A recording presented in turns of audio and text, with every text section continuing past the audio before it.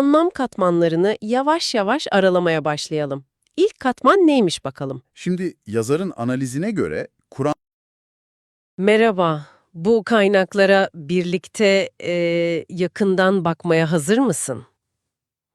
Önümüzde Profesör Doktor Muhammet Nur Doğan'ın Kur'an'ın Din dediği kitabından çok dikkat çekici bölümler var. evet, Yazarın temel tezi şu: Kur'an'daki din kavramı aslında sandığımızdan çok daha geniş, farklı anlamlara sahip. Ama zamanla bu anlamlar ya daraltılmış ya da göz ardı edilmiş. İşte bu iddiayı merkeze alacağız. aynen öyle. Bu incelemede bizim amacımız da yazarın Kur'an metinleri üzerinden yaptığı analizleri takip etmek aslında. Yani din kelimesinin Kur'an'daki o çok katmanlı yapısını biraz olsun anlamaya çalışmak. Kitap diyor ki, bu kelime genelde ilk akla gelen o belirli inanç ve ritüeller bütünü tanımının çok ötesine geçiyor. Adeta hayatın tamamını kuşatan bir çerçeve sunuyor. Anlıyorum. Yani yazar aslında şunu mu söylüyor? Bugün bizim yaygın olarak kullandığımız din algısı var ya, Evet, Sal dünyasına bir girelim bakalım, bu kelimenin izini sürelim. Bu keşif sırasında dinin sadece bir inanç meselesi olmadığını göreceğiz gibi. kesinlikle. Aynı zamanda bir yaşam tarzı, bir hukuk sistemi, bir hesaplaşma, derin bir bağlılık pek çok anlam barındırıyor sanki. Evet. Kitabın ön sözünde yazarın altını çizdiği çok kritik bir iddia var zaten. Diyor ki, din kavramı tarih içinde o orijinal Kur'ani bağlamından koparılmış. Anlam daralmasına uğramış, hatta belki içi boşaltılmış. Günümüzdeki din anlayışı, Kur'an'ın vurguladığı temel ilkelerden ziyade daha çok böyle kültürel alışkanlıklara dayanabiliyor. Mesela? İşte yazar örnekler veriyor. Şekilciliğe indirgenmiş pratikler, tesbih çekmek, türbe ziyaretleri gibi bazı uygulamaları sayıyor. Bunların Kur'an'daki din kavramının özünü temsil etmediğini savunuyor aslında. Yani yazar bu durumun, bu kavram daralmasının veya içinin boşaltılmasının sadece bireysel değil, toplumsal düzeyde de ciddi sonuçları olabileceğini mi ima ediyor anladığım kadarıyla? Evet, aynen öyle. Bu da tabii Kur'an'ın kendi perspektifine dönme ihtiyacını daha da önemli kılıyor. Peki, o halde bu anlam katmanlarını yavaş yavaş aralamaya başlayalım. İlk katman neymiş bakalım? Şimdi yazarın analizine göre Kur'an'da din kelimesinin en temel, en kapsayıcı anlamlarından biri Allah'a tam bir teslimiyet. Teslimiyet. Evet. Ali İmran suresi 19. ayette geçen Allah katında din şüphesiz İslam'dır, yani teslimiyettir ifadesi burada kilit. İşin ilginç yanı bu teslimiyet sadece insana özgüde görülmüyor. Yazar, Ali İmran ve Nahl surelerindeki çeşitli ayetlere işaret ediyor. Mesela Ali İmran 83, Nahl 48-52 gibi. Evet. Diyor ki, tüm evren, yani göklerde ve yeryüzünde ne varsa, hepsi isteyerek veya istemeyerek Allah'ın koyduğu yasalara tabi. Yani ona bir şekilde teslim olmuş durumda. Bu, evrenin doğal işleyiş düzeni olarak sunuluyor. Vay canına. Bu bayağı geniş bir bakış açısıymış. Yani doğadaki o kusursuz denge, fizik kanunları, canlıların içgüdüsel davranışları. Bütün bunlar da mı din kapsamında? Yani Allah'ın düzenine bir tür teslimiyet olarak mı okunabilir yazarın yorumuna göre? Aynen öyle yorumluyor, evet. Yazar bu kozmik teslimiyetin altını özellikle çiziyor. İnsanın bilinçli teslimiyetinin ideal örneği olarak da Kur'an'da sık sık İbrahim peygamberin inanç sistemi. Evet, İbrahim peygamber. Yani onun milleti ki bu kelime burada tek tanrı inancına, yani tevhide ve Allah'a teslimiyete dayalı yol anlamına geliyor işte. Bu vurgulanıyor. Bakara ve Nisa surelerinde ilgili ayetler var. Mesela Bakara 130, 133, Nisa 125, 126 gibi. Bu modele işaret ediyor. Hatta Bakara 130'da geçen o soru var ya, kendini bilmeyenden başka kim İbrahim'in dininden, milletinden yüz çevirir sorusu.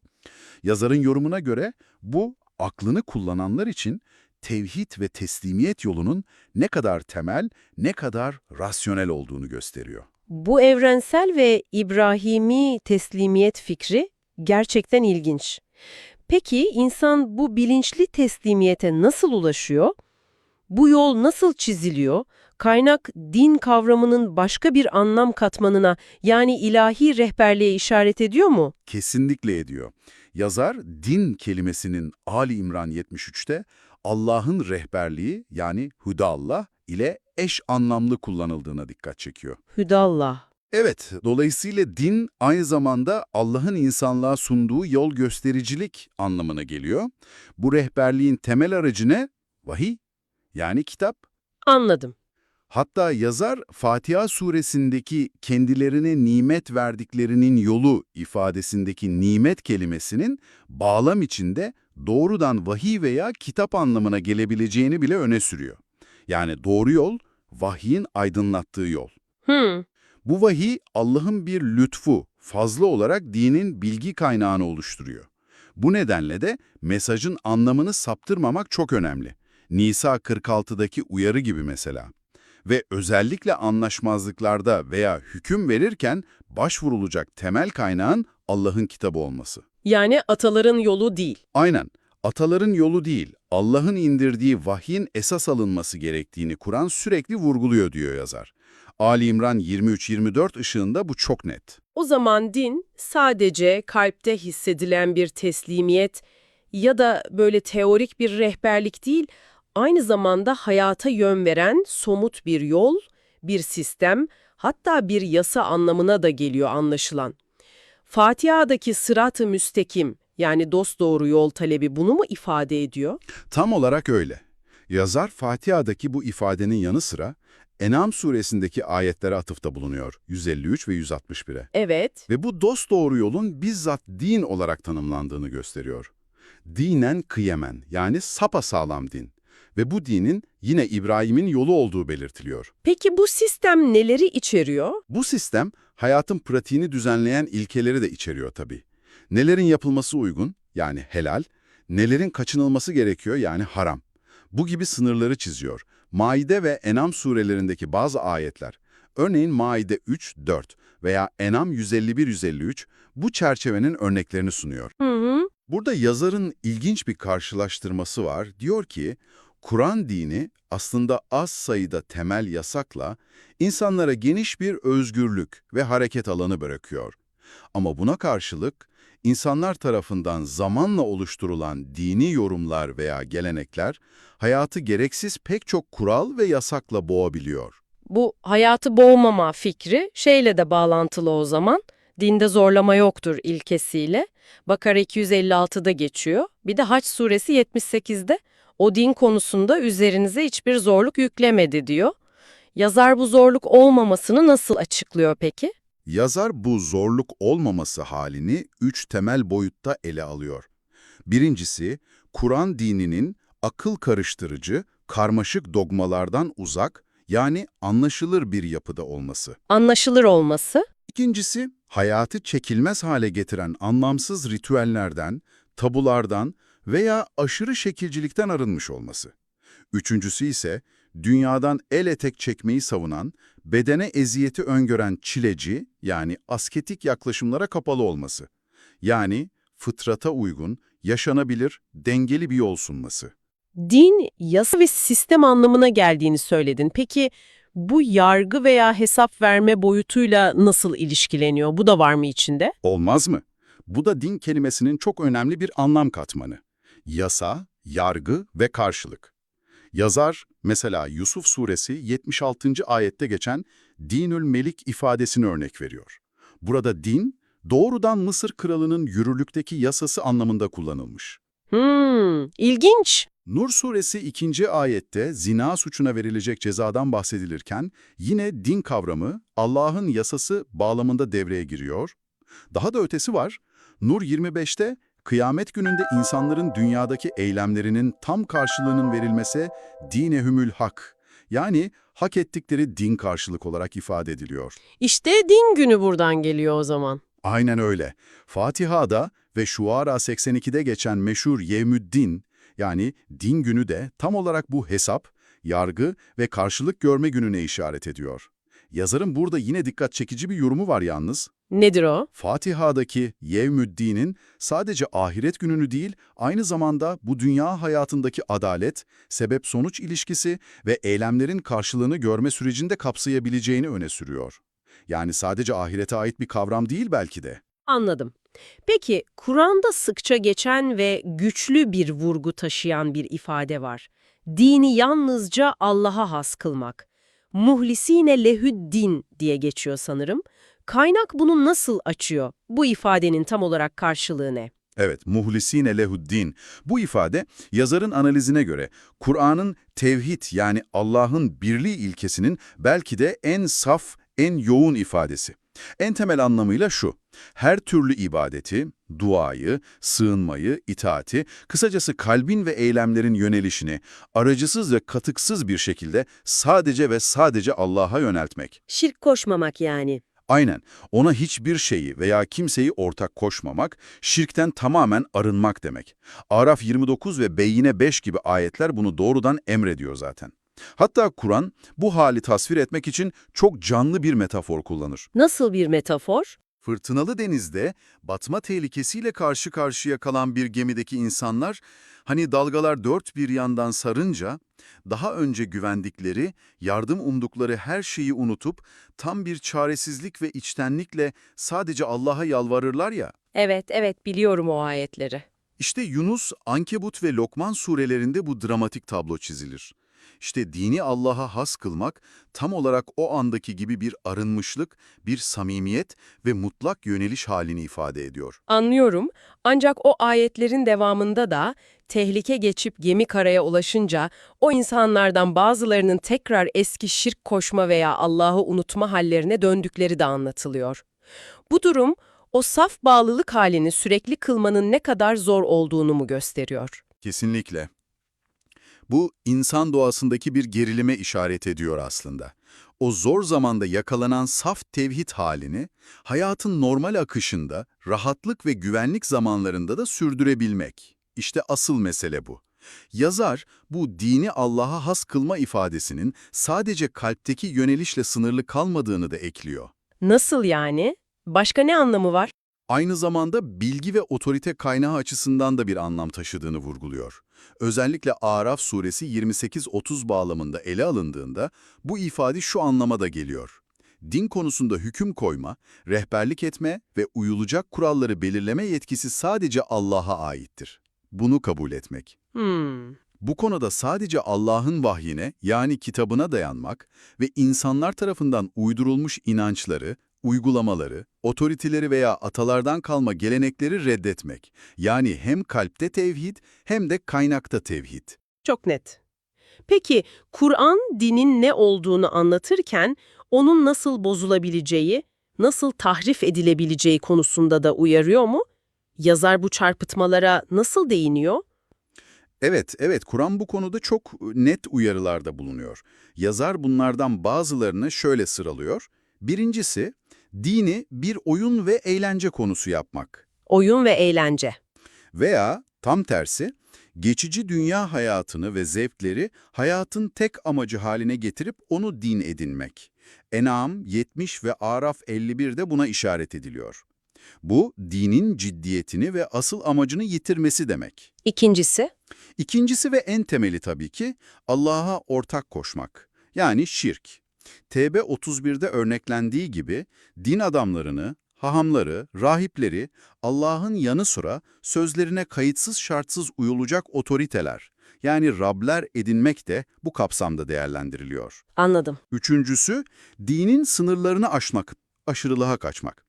Nisa 171 ve Maide 77'de mesela Hristiyanların İsa peygambere ilahlık vasfı yüklemeleri gibi inançlardaki aşırılıklar eleştiriliyor. Dördüncüsü, dinde bölünmelere yol açmak. Temel ilkelerde birleşmek yerine teferruatta ayrılıp anlamsız fırkalara, gruplara ayrılmak. En'am 159, Rum 32 gibi ayetler buna değiniyor. Çünkü tevhid dini birleştirici olmayı hedefler aslında. Evet. Beşincisi ise dine ve onun değerlerine karşı düşmanca bir tavır sergilemek. Onu karalamaya çalışmak, Tevbe 12 veya alay konusu yapmak, Maide 57. Anladım. Yani Kur'an sadece işte din budur demekle kalmıyor, bakın bu din değildir diyerek sınırları da netleştiriyor. Bu da kavramın doğru anlaşılması için önemli bir çerçeve sunuyor aslında. Çok doğru bir tespit. Son olarak şunu da eklemek lazım. Din sadece inanç ve bilgi değil, aynı zamanda eylemle bütünleşen bir bağlılık. Kur'an bu eylem boyutunu sürekli vurgular. Yazarın dikkat çektiği bazı temel eylemler var. Neler mesela? Birincisi, salatı ikame etmek ve zekatı vermek. Bu ikili sıkça birlikte geçer. Hac 78, Beynine 5, Tevbe 11. Evet, çok sık geçer. Burada kaynakta yani kitapta potansiyel olarak biraz tartışmalı sayılabilecek bir yorum var. Yazar diyor ki, Kur'an'ın salatı ikame etme emri ilk başta bugün bildiğimiz ritüelden çok yeni kurulan Müslüman toplumunu aktif olarak maddi ve sosyal yönden destekleme, yani o sosyal yapıyı ve bağı ayakta tutma anlamına gelmiş olabilir mi? İlginç bir yorum. Tevbe suresinin 11. ayetine dayanarak yeni Müslümanlardan öncelikle beklenen şeyin bu aktif katılım olabileceğini öne sürüyor. Zekatı ise sadece belli bir malın belli bir oranını vermek değil, daha genel olarak arınmak ve arındırmak amacıyla karşılıksız harcamada bulunmak olarak yorumluyor. Daha geniş bir anlam yüklüyor.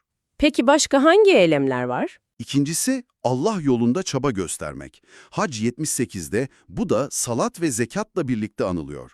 Yazar bunun sadece savaşmak olmadığını, Allah'ın rızası için gösterilen her türlü meşru gayreti kapsadığını belirtiyor. Üçüncüsü, iyi ve yararlı işler yapmak, yani salih amel işlemek. Hac 77. Din sonuçta ahlaklı ve topluma faydalı eylemlerle hayata geçiyor. Dördüncüsü? Dördüncüsü, din konusunda derinlemesine bilgi sahibi olmak. Tefakkufi din diye geçiyor Tevbe 122'de ve bu bilgiyi topluma aktarmak. Yazar, buradaki din bilgisinin sadece fıkıh veya ilmihal bilgisiyle sınırlı olmayabileceğini söylüyor. Yani insanın ve toplumun yararına olan her türlü derinlikli bilgiyi ve uzmanlaşmayı kapsayabilir. Önemli olan bu bilgiyi toplum yararına kullanmaktır diyor. Anladım. Son olarak da din, takva ile yani Allah'a karşı derin bir sorumluluk bilinciyle de iç içe. Nahl 52'deki din, itaat, düzen daima O'nundur ifadesiyle, Ali İmran 83'teki evrensel teslimiyet birlikte düşünüldüğünde bu bilinçli sorumluluğun önemi daha da belirginleşiyor. Gerçekten de başta düşündüğümüzden çok daha zengin, çok boyutlu bir kavram haritası çıktı karşımıza. Yani evrensel bir teslimiyet yasasından başlıyor. Evet. Kişisel rehberliğe, toplumsal düzene, yasalara, hesap gününe, kalpteki o en saf bağlılığa ve nihayetinde somut eylemlere, bilgiye ve sorumluluğa kadar uzanan geniş bir yelpaze. Din kelimesi Kur'an'da adeta yaşayan, nefes alan bir organizma gibi. Aynen öyle. Profesör Doktor Muhammet Nur Doğan'ın kitabındaki temel argüman da zaten bu zenginliği ve dinamizmi ortaya koymak. Yazarın vurgusu şu, Kur'an'daki din kavramının bu çok katmanlı yapısını fark etmek. Bu, onu sadece kültürel alışkanlıklara, şekilsel ritüellere veya daraltılmış anlamlara indirgeyen anlayışlardan ne kadar farklı. Kitabın sunduğu perspektife göre din, statik bir inançlar listesi değil, hayatın her vecihesine dokunan, bireyi ve toplumu dönüştürmeyi amaçlayan dinamik, kapsamlı bir sistem. Bu kapsamlı incelemenin sonuna gelirken aklımızda bir soru beliriyor ve bunu sana, dinleyenimize yöneltmek istiyoruz. Din kelimesinin Kur'an'daki bu farklı anlam katmanlarını, hani teslimiyet, yol, yasa, hesap, samimiyet, eylem dedik ya, bütüncül olarak düşünmek, acaba senin din kavramına, kendi değerlerine veya hayatı anlamlandırma biçimine bakışını nasıl etkileyebilir? Belki de üzerinde biraz daha kafa yormaya değer bir nokta. Kesinlikle. Bir sonraki derinlemesine yolculukta tekrar buluşmak dileğiyle. Hoşça kalın. Hoşça kalın.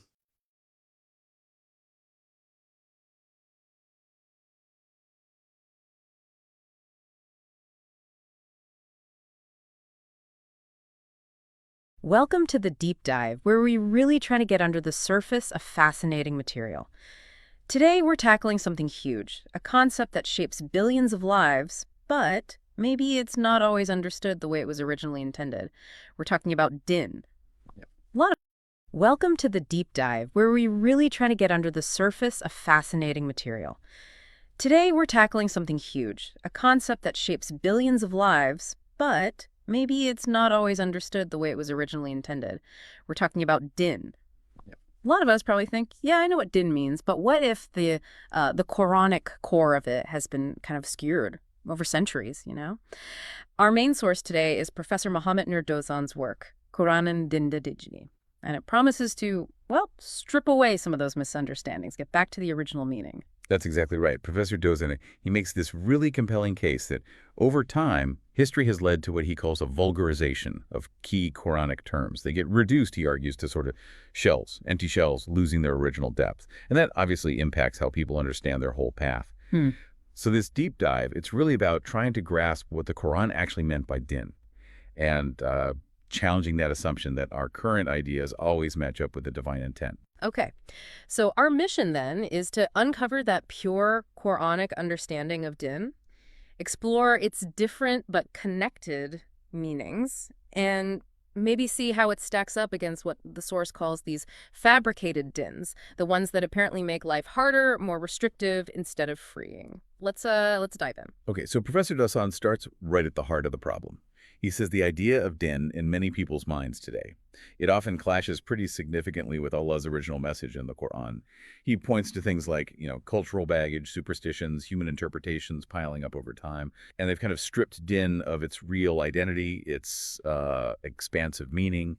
He even uses the word heartbreaking to describe the gap between the current perception in some places and the original intent. Wow. So if I'm getting this right, the source is saying din has almost become something else entirely. Like you have this beautiful original vase, but now it's holding something completely different, maybe something less valuable. Precisely. That's a great analogy. The book really tries to diagnose how these meanings shifted. It shows how the Quran's din, which it describes consistently as easy, liberating, progressive, how that's been replaced by these human-made, fabricated dins, and those are often painted as difficult, scary, even enslaving. And according to Doğan, these fabricated versions, they pull us away from the Quran itself, from using our intellect and from fitra. Fitra, right, that innate sense of things. Exactly, that deep-down human nature that just recognizes truth and simplicity when it sees it. That's a really powerful starting point. And Professor Doğan goes even deeper, doesn't he? Right into the etymology, the roots of the word din. Seems like the word itself holds a ton of meaning. Oh, absolutely. Etymologically, din is like, well, it's like a gemstone with many facets. Each one reflects a different part of this whole picture. It covers meanings like measure, reckoning, system, obedience, submission, sanction, debt, even punishment and reward, judgment, rule. That's quite a list. It is. And what's fascinating is how they're not really separate ideas. They're all woven together. Din isn't just belief. It's about living by a divine measure, submitting to a system that brings order, and knowing it all leads ultimately to judgment. It's a whole framework for how we exist, guiding actions, intentions. Okay, now here's something that really jumped out at me from the source. Professor Doğan talks about Yevmudin, the day of din. Usually that means the day of judgment, right? In the hereafter. But he points out that in Surah Al-Fatiha, the very opening of the Quran, verses 2 to 7 specifically, it takes on this extra layer of meaning, something about this world. Yes, and that's such a crucial distinction for understanding how relevant din is, like right now in our daily lives. In Al-Fatiha, Yevmudin points more specifically to the world day or world time. It means living our present lives according to these defined measures, spiritual, ethical, even legal ones. Knowing that our actions have consequences here and now. So when you think of Yevmudin as this world day, it means every choice you make, every interaction, it all carries weight. It's like a daily accounting measured against that divine standard. So din isn't just about waiting for the hereafter. It's about our conscious measured life today, how we conduct ourselves. And the source also mentions surat, the path, as basically a synonym for din, carrying all those implications for faith and how we behave. Exactly. It's the roadmap. A comprehensive one for navigating both the spiritual journey and our worldly duties. So through all this complexity, Professor Doğan keeps coming back to one core idea, right? To kind of simplify it all. That din, in its purest form, is just total submission to Allah. Indeed. That's the bedrock. Surah Al-Baqarah, verses 130-133, defines din as Prophet Abraham's belief system, pure, sincere submission to Allah alone. And this principle, Tawheed, the absolute oneness of God, it's the backbone. for our ethics, our actions. It gives us this clear, unwavering framework for how we deal with the world, with others, with ourselves. So it's not just some historical thing then, stuck back in Abraham's time. It's universal. Not at all, no. The source traces it through all the prophets. Yeah. Abraham, Jacob, Ishmael, Isaac, Moses, Jesus, Muhammad, peace be upon them all. They were all entrusted with the same fundamental system: belief, action, ethics, which is essentially Islam in its broadest meaning. That state of peaceful submission. Okay. It's the original blueprint, you could say. And it brings this sense of inner freedom, actually, moral clarity, because your ultimate loyalty isn't divided. For you listening, this means things like consistency in your character, a clear ethical compass, knowing you belong to this long universal spiritual line. It simplifies everything because there's one single focus point. That makes a lot of sense. Okay, so if this pure submission, this tawhid, is the core of din, then the next obvious question is, well, who gets to define how we submit? Where's the authority? Exactly. And the Quran is very clear on this. Surah Al-Baqarah, verse 193, it states unequivocally, the authority to define din belongs only to Allah. Exclusively, it's about clearing away the artificial stuff. Human-made rules, attempts to grab spiritual authority where it doesn't belong. This ensures worship, service. It's all directed just to Allah. No fear, no coercion. Yeah. It pushes back against any human trying to take over that divine role of setting the standards for a righteous life. The Creator sets the standards, not human whims or traditions. And that leads right into another really powerful point. If din is about submitting to Allah's authority, how is that submission supposed to happen? Professor Dashan highlights that key principle. There is no compulsion in din dinde zerlama yoktur from Al-Baqarah 256, right? Yes, that verse is absolutely foundational. According to the source, it means din covering faith, morals, how we live. It has to come from conviction. The core is obedience and service to Allah, with tawhid as the unshakable system. But true submission, it comes from the heart, from the mind. You can't force it on someone. It's about consciously choosing to reject taghut, those false authorities, idols, anything that pulls you away from Allah, and choosing submission to Him alone. This links right into Hudallah, God's guidance. Yeah. Din is the system built on that guidance, perfected by it, like it says in Al-Imran 72-74. And the beauty is the guidance lights the path, but you still have the choice to walk it. That's what makes it truly freeing, not forced. This contrast you mentioned between Allah's freeing din and the human-made versions, that seems really important. How does Professor Dozan spell out that difference? He draws a very sharp line. Allah's din is described consistently as easy, liberating. Mostly permissible, actually, with just a few specific things forbidden. Think about Surah Al-Ma'idah, verses 3-4. The source calls the Quran a freedom manifesto there, saying all good things of life are made lawful for you. A freedom manifesto, I like that. Yeah. And the things that are forbidden, they're primarily to protect us, our health, our dignity. Things like avoiding carrion, intoxicants, idolatry. The source really stresses that in Allah's din, the default setting is permissibility, freedom. The few prohibitions are like necessary guardrails, not prison bars. So the Quranic din is mostly saying yes to the good things in life with just a few essential no's for our own protection. Precisely. And those yeses, they cover this huge space for living, innovating, appreciating beauty, building things, connecting, learning. The no's are very few, protecting basics like human well-being and dignity. But then you get the fabricated dins, the ones based on human desires, traditions, superstitions. They tend to flip that script completely. How so? They become rigid, fear-based, Yeah. filled with prohibitions, making life seem difficult, joyless. Imagine you're building something amazing. Allah's din gives you wide freedom to design and build with just a few core structural rules for safety. Fabricated dins, though, they might try to dictate the color of every brick, the exact angle of every joint, stifling creativity, making it all exhausting. That's a great image. And Surah Al-Ma'idah, verses 51-58, even warns that taking leaders from outside Allah's path is straying from din, because those alliances can compromise the core principles, divide the community. And that verse in Surah Al-An'am 70-72 about people taking play and entertainment as their din, that really hits home, like making a religion out of distractions, prioritizing fleeting things over a real connection. It really does. And it connects directly to what Surah Al-Imran, verse 23, says about false beliefs leading to a betrayal of din. When people turn away from Allah's book, following their own whims or invented ideas instead, they're essentially creating their own little religion, where satisfying immediate desires replaces that deeper spiritual alignment. They've strayed from the pure din. Okay, so din is clearly central, but the source also shows it's not isolated, right? It's deeply connected with other key Quranic ideas like salat and taqwa. Yes, exactly. The source really highlights the incredible consistency within the Quran's language. Din often pops up synonymously or very closely linked with salat and taqwa. They're not separate boxes.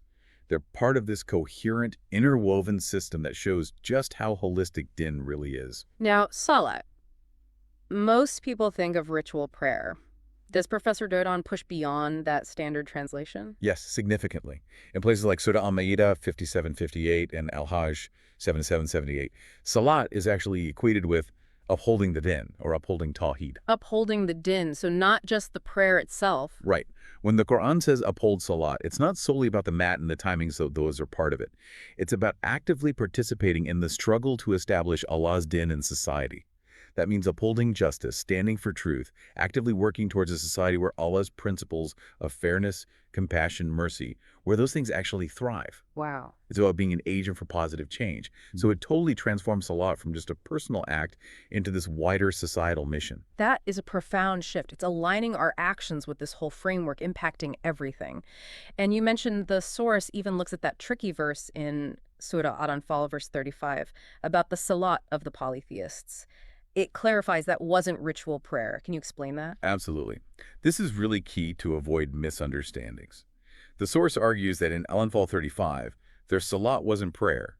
It was their acts of protest against the Prophet establishing din. Things like whistling and clapping disruptively around the Kaaba. So understanding this shows salat in its dynamic sense, active engagement regarding Allah's system, not just a static ritual. Okay, that makes sense. And what about taqwa? How does that fit into this bigger picture of din? Well, Surah An-Nahl, verses 48-52, the source points out a strong din taqwa identity. Taqwa is described as that deep consciousness of your responsibility to Allah. Reverence, constant awareness of Him. Look at the universe, the stars, the creatures, they all submit to Allah's laws naturally, right? Right. Humans are called to consciously emulate that submission. So din and taqwa become almost interchangeable. Both point to living with this conscious, reverent alignment with divine principles. It shapes your inner world, your outer actions, living with integrity, purpose. It's clear this authentic din is meant to be liberating, holistic. But what are the consequences then when people stray from this path? The source sounds pretty strong about the dangers, especially when people ignore the Qur'an's pure message. It does, yes. It describes the consequences of creating what it terms parallel books and parallel religions as, frankly, catastrophic. Surah Al-An'am, verse 159, directly warns against those who fracture the unity of their din, breaking off into sects and groups. This is called a bad deed, a siyi. It's seen as deeply destructive, undermining unity of belief, undermining our collective purpose. And the source sees this pattern repeating, tracing it back to earlier communities like the Jews and Christians. Exactly. It's not presented as a new problem. Surah At-Tawbah, verses 30-35, critiques earlier communities, like the Jews elevating the Talmud, or Christians whose later Gospels overshadowed the original Injil. They introduced human texts and interpretations that, according to the source, fundamentally warped the divine message. And it warns against the same happening within the Muslim Ummah, the global community. Things like collections of hadith potentially overshadowing the Quran's authority, or mystical writings. The source mentions things like Miznevi, Razai Nur, Fusul Hikam, that might claim a kind of divine inspiration or try to supplement the Quran. When people turn from Allah's clear, single message in the Quran to follow human interpretations, whether old traditions or new insights, the source argues it inevitably leads to division, confusion.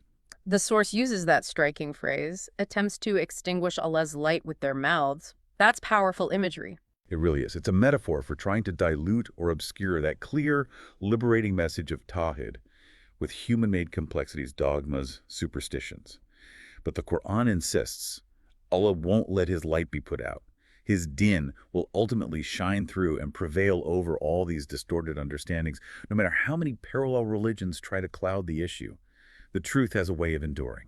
This whole deep dive has really broadened my understanding of din. It's not just a narrow religious category, it's this whole living system. How does the source kind of tie all these threads together? Does it present din as this comprehensive knowledge? Yes, absolutely. Surah At-Tawbah, verses 119-122, presents din exactly like that. Comprehensive knowledge. It covers material life, spiritual life, legal matters, social structures, even politics. That call, "Liyetefekkahu fi din," to gain deep understanding in din, it isn't just about theology books. It's a call for intellectual engagement across all these fields. All of them. Yes, to illuminate society, to build a system of values that genuinely protects humanity. So, for example, materially, din informs ethical business. Spiritually, it's about inner peace. Legally, it guides justice. Socially, it builds community. Politically, it demands accountability. The Quran doesn't see material and non-material life as separate or conflicting. They're two sides of one reality, and din illuminates both. It's an invitation to think deeply, to really understand. So it's not just about belief, it's about how to live, how to organize society, how to build something just and good. That truly makes it a guide for everything. Exactly. And grasping that comprehensive nature is key because it shows every part of our lives, personal ethics, societal structures, can and should be brought into harmony under this umbrella of din. And circling back, as the source emphasizes from Surah Yunus 101, 109, all these roads within din, they all lead back to Tawhid, right? It's like the central power station for the whole city of din. That's the perfect analogy. If you try to bypass Tawhid, the whole system loses its power, its light. It underscores just how absolutely essential it is. Wow. What a journey into the heart of din that was. We've really seen how Professor Dosan's work pushes us, urges us, to maybe shed some of those layers of interpretation built up over centuries, and to get back to the Qur'an's direct, liberating message. Din, in its pure form, is Tawhid, complete, sincere submission to Allah alone, covering faith, ethics, social order, knowledge, everything. A path that's meant to be easy, progressive, truly freeing. And it really hammers home that the Quran is the sole authority for understanding this din. Free from human distortions, those parallel texts, superstitious add-ons. It's a call for critical thinking, deep intellectual engagement with the divine message itself, rejecting attempts to overcomplicate what Allah made simple and clear. This really reframes things, doesn't it? Our personal relationship with faith, our role in society, moving from just passive receivers to active participants in upholding something just and harmonious. It reminds us our din should actually simplify our lives, not make them more complex, make things easier, not harder. And that's a crucial takeaway. Allah's din is explicitly free from haraj. That means difficulty, hardship. It's free from confusing dogma, pointless rituals, self-punishing practices. It's a din designed to fit perfectly with our human nature, to help us grow, to promote ease, not burden. It's a path for human flourishing. So maybe we can leave you, the listener, with this thought. If din is meant to be this safe haven, like Noah's Ark, as the source suggests, are there interpretations you might be holding on to that are actually like extra baggage, weighing the ark down? Or maybe even drifting you towards a shore that isn't the one intended? What stands out to you from today's deep dive? How might you re-examine your own understanding of this incredibly profound concept? Thank you for diving deep with us today. Until next time, keep exploring, keep questioning, and keep learning.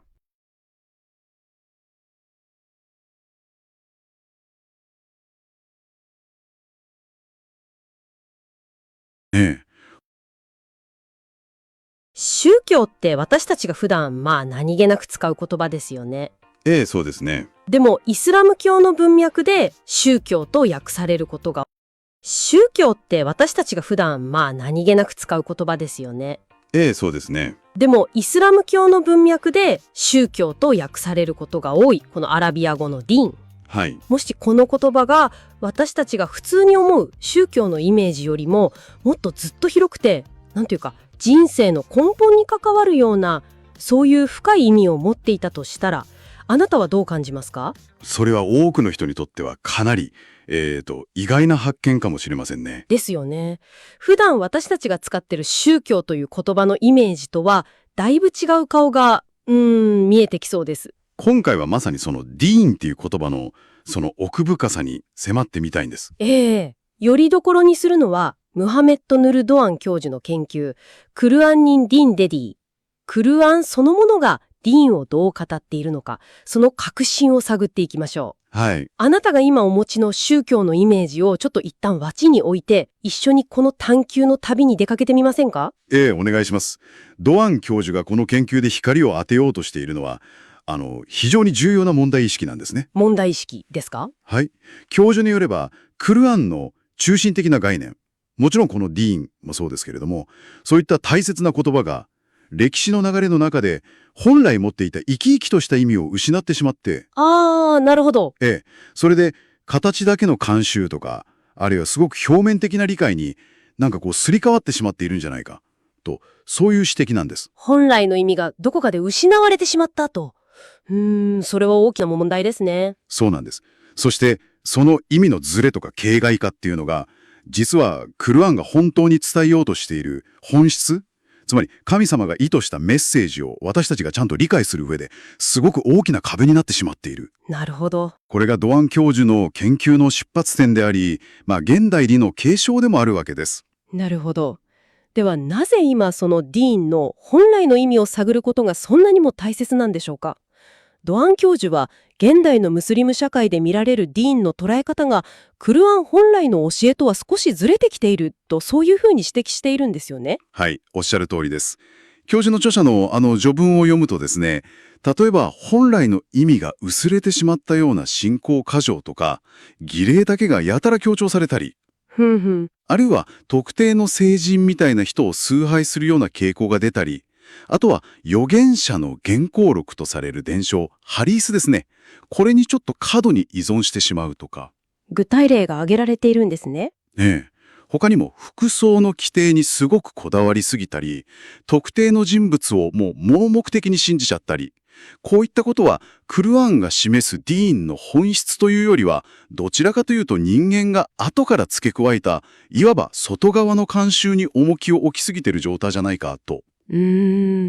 そうした理解のズレが具体的にはどんな影響を及ぼしているというふうに考えられますか？ドアン教授はこれが単なる解釈の違いにとどまらない、もっと深刻な問題につながっている可能性があると指摘しています。深刻な問題ですか？例えば社会全体の活力が失われたり、あるいはムスリム間での対立が深まってしまったり、時には過激な思想を生む土壌になったりすることもあると。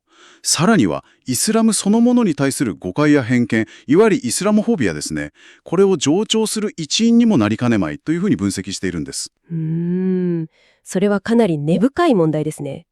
だからこそ原点であるクルアーンに立ち返って、ディーンが本来何を意味しているのかをもう一度しっかり確認する必要があると。まさにクルアン自身に語らせる、それが重要だということです。では、そのクルアーンにおけるディーンの最も根本的で核心となる意味は何なのか。それは唯一の神アッランへの完全な服従、つまりイスラームそのものなんです。そして神はただ一人であるという真理、タウヒードを受け入れること。これが根幹です。イスラームという言葉自体がまさに服従とか平和への帰依を意味しますもんね。これっていわゆるイスラム教徒と呼ばれる人たちだけの話ではないということですか？そうなんです。そこが重要で、ドアン教授の研究が強調するのは、この神への完全な服従というディーンは、例えばアブラハムやモーセ、イエスといったクルアンが挙げる全ての預言者たちに共通する普遍的なメッセージなんだということです。だから特定の民族とか特定の時代に限定されるものじゃなくて、人間存在のもっと根本的なあり方として描かれているんですね。それはかなり視野が広がりますね。そして有名なファーティハ章、解嘆の章に出てくるディーンの日の解釈もドアン教授の視点だとまた違った光景が見えてくると思います。どうですか？一般的には審判の日、つまり最後の審判の日って訳されることが多いですけど。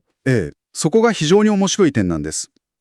ドアン教授はファーティハ章の文脈を丁寧に読み解くと、このディーンの日、ヤウムディーンは単に遠い未来の審判の日だけを指しているんじゃなくて、むしろ今この現世で神の導きに従って生きる時間、生活そのものをも含んでいる可能性があるんじゃないかと指摘してるんです。つまりディーンは未来の裁きをただ待つだけじゃなくて、今この瞬間の生き方そのものに関わってくるということですか？そういうことになりますね。神のルールとか導きが適用される領域とか時間がまさに今ここにあるんだという捉え方です。なるほど。これはディーンが非常にアクティブで現在の私たちの生活に直結する概念であることを示唆していますよね。服従と唯一心信仰が核にあるとして、それ以外にもディーンには重要な意味合いがあるんですよね。はい、もちろんです。クロアンを飲んでいくと、ディーンは神からの導きそのもの、あるいは私たちが進むべき正しい道を指したり。道ですか？そしてもっと広く、人生のあらゆる側面をカバーするような包括的なシステムとか生き方そのものを指していることがわかるんです。システムや生き方ですか？それはかなり広範な意味ですね。例えば、人間が自分自身の気まぐれな欲望、クルワンではハワーと呼ばれますけど、ハワそれに従ってしまうこととか、この世の表面的な楽しみに気を取られて、もっと大切なことを見失ってしまうこと。クルワンはそういう生き方をディーンを遊びや気晴らしにすることだと警告しています。ー。なるほど。これは神が示してくれた生き方のシステムを、軽んじる態度への戒めと言えるでしょうね。神様が定めたルールとか生き方の枠組みのようなものがあると。そうです。例えば、キリスト教徒に対してイエスに関する信仰においてディーンの限界を超えるなとクルワンが語りかける箇所があります。はい。これも神が定めた教えの枠組み、つまりディーンをちゃんと尊重しなさいということの重要性を示しています。ふむ。また、アブラハルのミッタ、つまり彼の生き方ですね。純粋な唯一神信仰に基づく道。これが正しいディーンとして示される箇所もあります。アブラハムの道が。そこでは具体的な倫理、例えば親孝行しなさいとか、人を殺してはいけないとか、公正に取引しなさいとか、そういうことも含めて、生活全般にわたる包括的な指針としてのディーンが浮かび上がってきます。なるほど。服従であり、導きであり、システムでもある。かなり多層的ですね。さらに、法や裁きといった意味も含まれるんですよね。その通りです。これは、ディーンが持つ、より具体的な社会的側面、あるいは応法的な側面と言えるかもしれません。社会的、応法的。法としては、神が定めた法、シャリアの一部を指すこともありますし、面白いことに時には人間社会の法制度を指して使われることもあるんです。神の法だけではないんですね。例えば、クルアンのニュール章では、不法な性行為に対する罰則について、アッラーのディーン、法において、彼らに同情してはならないと述べられています。これは神の法ですね。はい。一方でユースフ書、ヨセフの物語の中では、ヨセフが兄弟の一人をエジプトに留め置くための策略として、王のディーン、法を利用する場面が描かれています。ありましたね。ここでは明らかにエジプト王朝の法律とか慣習を指してディーンという言葉が使われているわけです。へえ、文脈によって意味合いが変わるんですね。裁きや褒章という意味合いはどうでしょうか？こちらも重要です。例えば先ほどのニュール章の別の箇所では、審判の日になると、神は人々に彼らの真のディーン、報酬を完全に支払うとあります。真の報酬。ここでのディーンは、その人の行いに応じた公正な結果、つまり報奨や懲罰を意味しています。ということは、ファーティア章のディーンの日も、やっぱり現世での生き方という意味と、来世での裁き報いという両方の意味合いを重ね持つ、非常に深い言葉だと言えそうですね。まさにそう考えられますね。現世でどのディーン、つまりどのシステム、法、生き方に従うかが、来世でのディーン、つまり報いにつながっていくというような、そういう連続性が見て取れるかもしれません。なるほど。ここまで様々なディーンの意味合いを見てきましたが、クルアンが繰り返し強調するある重要な姿勢があるそうですね。ムフリシーナ・ラフディン。これはどういう意味なんでしょう？これはですね、ディーンを理解する上で、おそらく最も重要なキーワードの一つと言っていいと思います。最も重要。ディーンを誠実に純粋に神のためだけのものとするという、そういう意味合いです。神のためだけのものとする。つまり、私たちの信仰とか崇拝、信頼、そして宗教的な実践や理解のすべてを他の何者でもなく、唯一の神、アッラー、そしてその啓示であるクルアンだけに捧げなさいということです。人間が作り出した例えば仲介者とか後付けの慣習とかそういうものを一切排除して神と直接向き合うということでしょうか？まさに。ドアン教授も指摘していますが、クルアンはこの誠実さ、純粋さを説明するために非常に印象的な比喩を使っているんです。比喩ですか？それは海で嵐にあった船乗りたちの例えです。嵐の中の船乗りですか？はい。人々は平穏な時にはいろんな神々に祈ったり、人間的な力に頼ったりしているわけです。でも、いざ嵐にあって、船が沈みそうになって、もう死ぬかもしれないっていう恐怖に直面すると、他のあらゆる頼りの綱のことなんてもうすっかり忘れて、ただ一心に純粋にアッラだけに助けを求めるんです。どうか助けてくださいと。極限状態になると本質が見えると。しかし、皮肉なことに、神が彼らを救って無事に陸に上がると、また元のあれこれ頼る多神教的な習慣に戻ってしまうとクランは語るんですね。なるほど。この比喩が教えてくれるのは、困難な時だけじゃなく、常に私たちのディーンを純粋に神のためだけのものに保つことの重要性、混ぜ物をしてはいけないということですね。なるほど。そしてクルアンのバイイナ章では、このディーンを誠実に神のためだけのものとする姿勢こそがカッテイマナディーン、つまり確立された正しいディーンなのだとはっきり定義している点も重要なんですね。その通りです。つまり、ディーンの本質っていうのは、外面的な形式とか複雑な儀礼にあるんじゃなくて、神に対してどれだけ純粋で誠実であるかという、その内面的な姿勢にあるんだということが強調されているわけです。しかし、現実は、そのディーンが本来の意味から離れて、歪められたり、あるいは分裂させられたりする危険性があると、ドアン教授はクルアーンから読み解いているわけですね。はい。クルアーン自身がその危険性についてはっきりと警告しています。例えば、ある箇所では、ユダヤ教徒の一部が言葉をその本来あるべき場所からねじ曲げて、ディーンを歪め教しようとしていると指摘されています。歪め教ですか？ええ。また、先ほども少し触れましたが、キリスト教徒に対しては、イエスへの信仰において、ディーンの限界を超えるなと釘を刺しています。宗派分裂についても厳しい言葉があるんですね。ええ、ありますね。自分たちのディーンをバラバラに分裂させ、それぞれが党派、宗派ですね。それに分かれてしまった人々について、クルアーンは繰り返し警告しています。はい。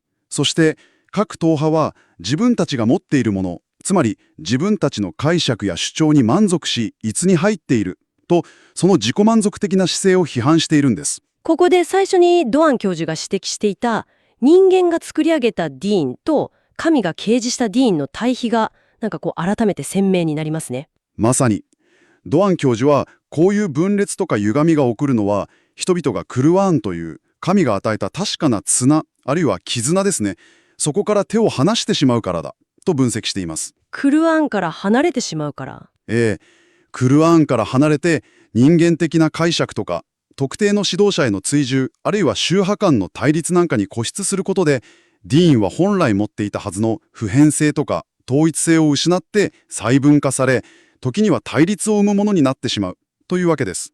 では、そのディーンと具体的な実践、例えばイスラム教徒が行うサラーと礼拝ですね、やザカとキシャとの関係はどう考えればいいんでしょうか。クルアンはこれらについても触れていますよね。はい。もちろん、多くの箇所でディーンとサラーとザカーとは密接に関連づけられています。信仰を持つ者の重要な特徴として、サラートを確立し、あるいは実践し、ザカートを施すことが挙げられていますね。これらは神への信仰を具体的な形で表現し、社会的な責任を果たす行為として、位置づけられているわけです。ドワン教授は、このサラートの意味についても、私たちが一般的にイメージする五体統治の礼拝だけではない、もっと広い意味合いがある可能性を指摘しているんですよね。そこがまたドアン教授の解釈の、興味深いところなんです。もちろん儀礼的な礼拝もサラートの重要な一部ではあるんですが、文脈によってはもっと広くディーン、つまり神のシステムや呼びかけを確立し、維持し、支援するための行為全体を指している可能性があると示唆しているんです。ディーンを支える行為ですか？具体的にはどういうことでしょう？例えばですね、クルアンのある箇所では、多神教徒からイスラムに改宗した人々が真の信者の同胞とみなされる条件として、悔い改めてサラートを確立し、ザカートを施すならばと述べられています。はい。これは単に儀礼的な礼拝を始めたということだけではなくて、ムスリム共同体の一員として神が示すシステム、つまりディーンを積極的に支え貢献する活動に参加し始めた、そういう意味合いを含んでいるかもしれないという解釈なんです。なるほど。行動とか貢献という意味合いも出てくるんですね。アンファール省での多神教徒のサラートの解釈もかなりユニークですよね。これは非常に示唆に富む解釈だと思います。アンファール省でメッカのカーバ神殿における多神教徒たちのサラートが口笛と拍手以外の何者でもなかったと、批判的に述べられている箇所があるんです。へえ、ありましたね。従来は彼らの礼拝がなんか騒がしくて真剣さに欠けていたというような意味で解釈されることが多かったんですが、ドアン教授はちょっと違う可能性を提示します。どんな可能性でしょここでのサラートは、彼らが儀礼的な礼拝をしていたというよりは、預言者ムハンマドのサラート。つまり彼の呼びかけや教えに対して、彼らが口笛を吹いたり、手を叩いたりして、妨害し、やじを飛ばし、抗議していた、その行為そのものを指しているんじゃないかと。う。なるほど。呼びかけに対する妨害行為がサラートだと。もしそうだとすると、サラートという言葉が文脈によっては呼びかけやあるいはその呼びかけに対する応答や行動、この場合は妨害行動ですけど、それをも意味し得るということになりますよね。はい。これはサラートを単なる儀式としてだけじゃなく、もっとダイナミックな社会的な相互作用の一部として捉える視点を開くものだと思うんです。それは面白いですね。ディーンが包括的なシステムであるなら、それを支えるサラートも単なる儀礼にとどまらない広い意味を持つというのは、なんだか理にかなっているように感じます。ええ、クルアンの言葉の多層性というか深さを感じさせる部分ですね。さて、最後に、クルアンがディーンについて強調しているもう一つの重要な点に触れておきたいと思います。はい。それは、ディーンにおける困難さの不在、つまり容易さです。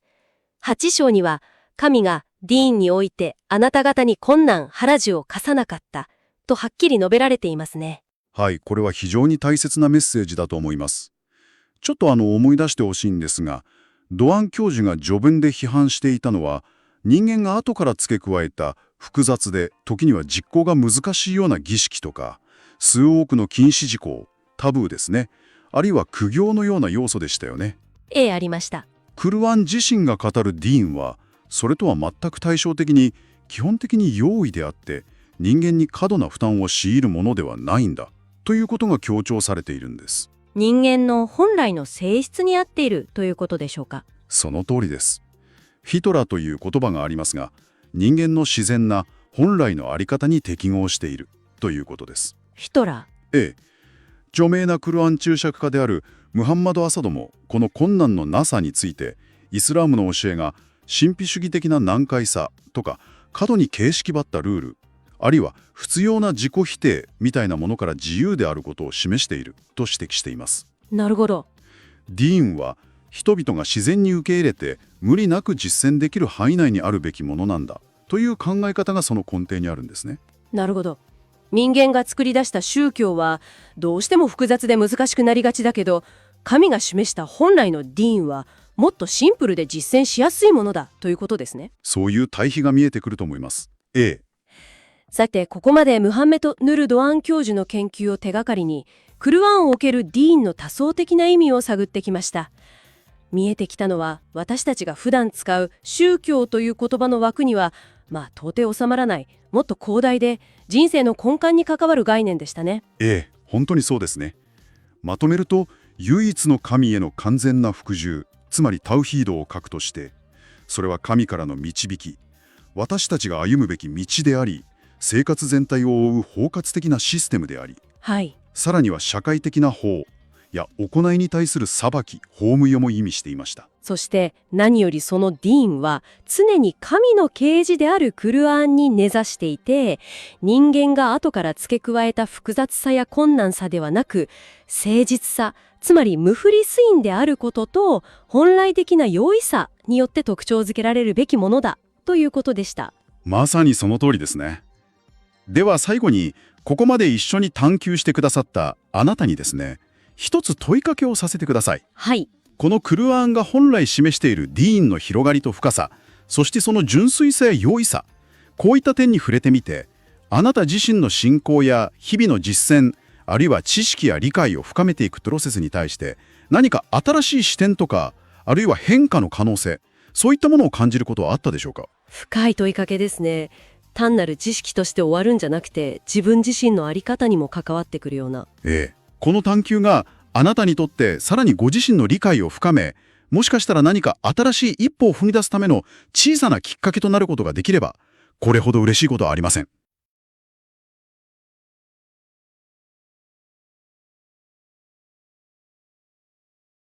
你有没有想过定这个词，我们平时可能就简单的把它想成是宗教，但它在古兰经里头那个原始的含义可能比我们想的要复杂的多，也深刻的多。我们今天要聊的这份资料啊，他就提出了一个挺有意思的观点，就是我们普遍理解的定跟古兰经他自己文本里说的可能差别还挺大的。没错，是这样。我们今天看的这份材料是穆罕默德·诺尔多安教授的一本书，叫《苦然令定 Dediği》，翻译过来就是《古兰经》所说的那个定。这本书它主要干了啥呢？就是对《古兰经》里定这个特关键的词儿做了个语义上的深挖，想弄明白它本来到底是啥意思。对，我感觉你分享这份资料可能也是想就是透过后来那些各种各样的解读啊、实践啊，去看看《古兰经》里头定它最核心的东西到底是什么。所以咱们这次的目标就是根据这份文本，揭开定它好几层意思，而且要特别看看《古兰经》里那个原始的概念，跟作者批评的那些就是后来的解读，或者说现在大家普遍的做法，到底有哪些不一样的地方。对。咱们就一起来捋一捋这份文本的说法，看看它是怎么解释定的。它不光是一个信仰上的宣告。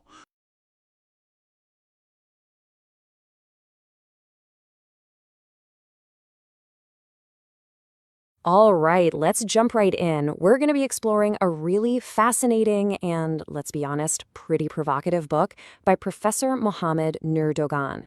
His whole argument is that the idea of religion, as many people in Islam understand it today, has been seriously distorted over the years. So he wants to take us all the way back to the source to see what it really meant.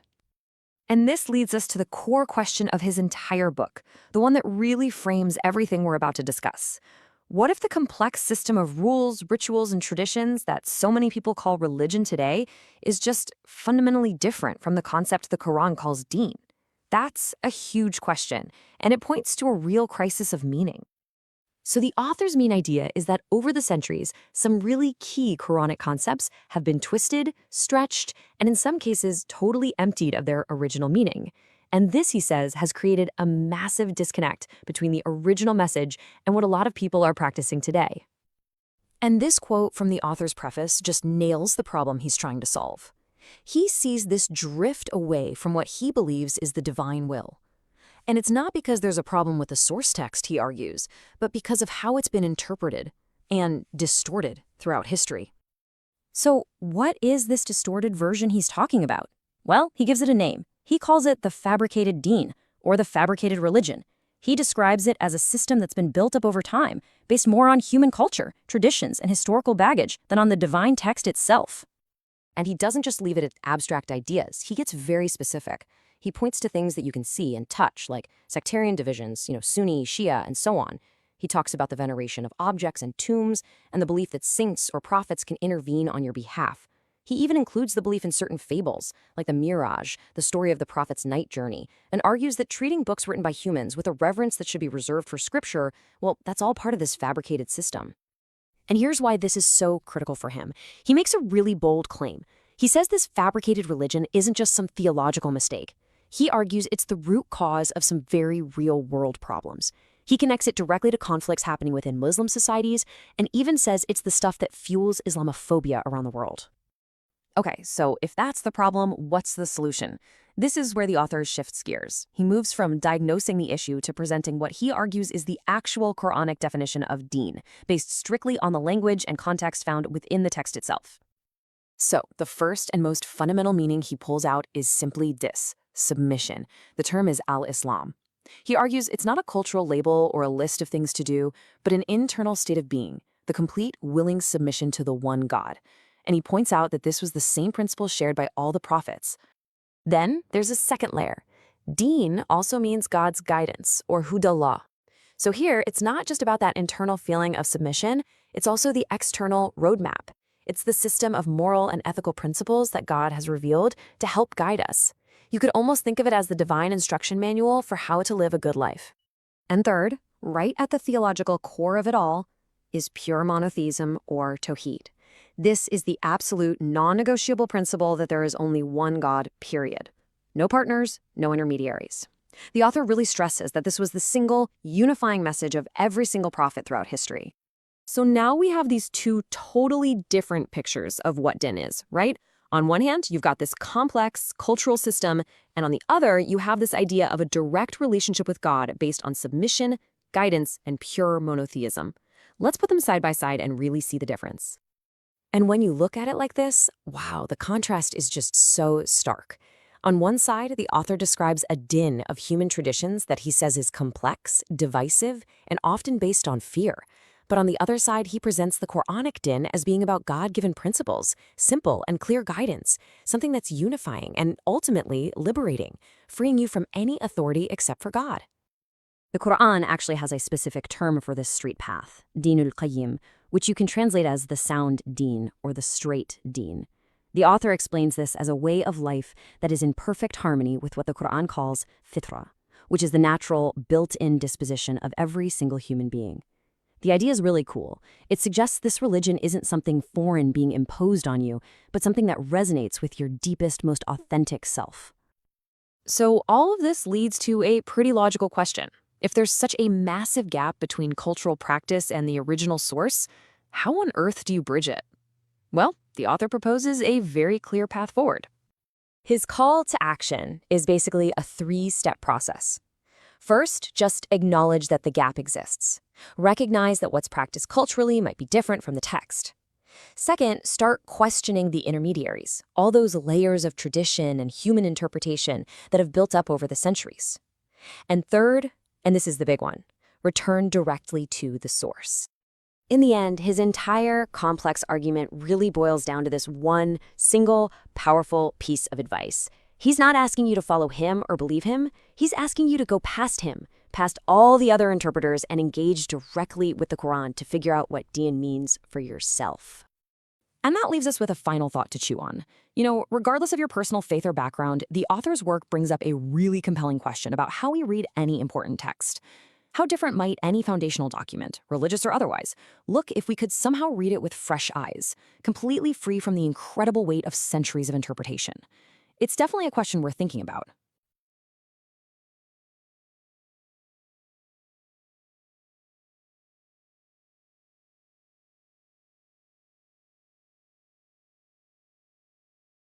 All right, let's dive right into a really provocative idea, one that comes from the work of Professor Muhammet Nur Doğan. It's a simple question, but it has huge implications. What if the very meaning of religion... All right, let's dive right into a really provocative idea, one that comes from the work of Professor Muhammet Nur Doğan. It's a simple question, but it has huge implications. What if the very meaning of religion, as many Muslims understand it today, has been, well, kind of lost in translation over the centuries? I mean, really think about that for a second. What if the most essential ideas in the Quran have drifted so far from what they originally meant? That's the core premise we're going to unpack today. We're going on a journey to figure out what the Quran actually means when it uses the word deen. So where does this whole problem even begin? Well, the central argument is that over hundreds and hundreds of years, this massive gap has formed. On one side, you have the Quran's original message, and on the other, you have all these cultural traditions that many people now just assume are the religion. And this quote from the author's preface, wow, it just cuts right to the heart of the issue. The big worry here is something called semantic drift. You know, it's when words slowly, almost sneakily, change their meaning over time. And the end result? It's become, as he argues, almost impossible to figure out what God's original message even was. So, okay, if the meaning is drifted, what are we left with? The author has a very specific term for it. He calls it a fabricated din. Basically, a human-made religion, something built up over time, just layer upon layer of traditions and interpretations. And he gets really specific about what this looks like in the real world. You know, he points to things he sees as symptoms, like an obsession with objects, rosaries, special clothes, or the belief that saints can step in and help you out, or getting bogged down in tiny, tiny ritual details. This also includes, and this is a big one for him, accepting hadith collections as a second, almost equal primary source of religion, something he argues was never the intention. And look, this isn't just some abstract, theological debate for him. No way. The author draws a straight line from this fabricated din to a lot of the social and political problems we see in Muslim societies. The argument is simple. Losing the original meaning isn't just a spiritual problem. It has had massive real-world consequences. Okay, so if that's the fabricated religion, then what's the real deal? What's the authentic one? Well, to figure that out, you gotta go back to the source, right? Back to the Quran itself. So when you look at the Quran, the concept of deen is actually pretty straightforward. It's built on a few core ideas. First, it's about total submission and devotion to God. Second, it's about pure, unshakable monotheism, what's known as Tawheed. This is the idea that God is the one and only authority. And third, it's about following that system of moral guidance that God revealed through the prophets. And this is where you can really see the contrast, side by side. On one hand, you've got the fabricated deen, which the author says is all about human traditions, fear, division. It complicates everything. But on the other hand, you have the Quranic deen. And that's presented as God-given, liberating, empowering, and unifying for everyone. It's a system that's supposed to be based on the Quran, on reason, and on nature itself, not just on cultural traditions and hearsay. And it turns out, there's actually a specific term in the Quran for this original, uncorrupted version of religion. That term is Deen ul-Qayyim. You can translate it as the straight or sound deen. This is supposed to be the authentic religion. It's pure monotheism, and this is key, it's in perfect harmony with the natural order of the universe and with our own built-in human nature, a concept called fitra. And this, right here, brings us back to the core problem he's identifying. The real tragedy from this perspective is that this simple, straightforward path, this Deen al-Qayyum, has been buried. It's been covered by so many layers of cultural additions and human interpretations over the centuries that it's become nearly impossible to even see it anymore. So, if the gap is that huge, what do you do about it? What's the author's solution for actually bridging that divide? Well, he lays out a pretty clear three-step call to action. First things first, just acknowledge that the gap is real. Recognize the difference between cultural habits and the Quranic message. Step 2, prioritize the source. That means returning to the Quran as the one and only unadulterated source for understanding what deen is. And finally, step 3, really engage with the text. Read it for yourself with the goal of understanding its world, trying your best to leave all that later cultural baggage at the door. Now, just to be super clear, he's not saying, let's go start a new sect. Not at all. This is a call for a new method. It's an invitation, really, for each person to take a personal, intellectual journey back to the original source and just read it for themselves. And that really leaves us with a huge question to chew on, doesn't it? How might any important text change if we could somehow read it without the weight of centuries of interpretation? You know, if we could just approach it fresh. It's a challenge that gets right to the heart of what faith, tradition, and our own personal understanding are all about.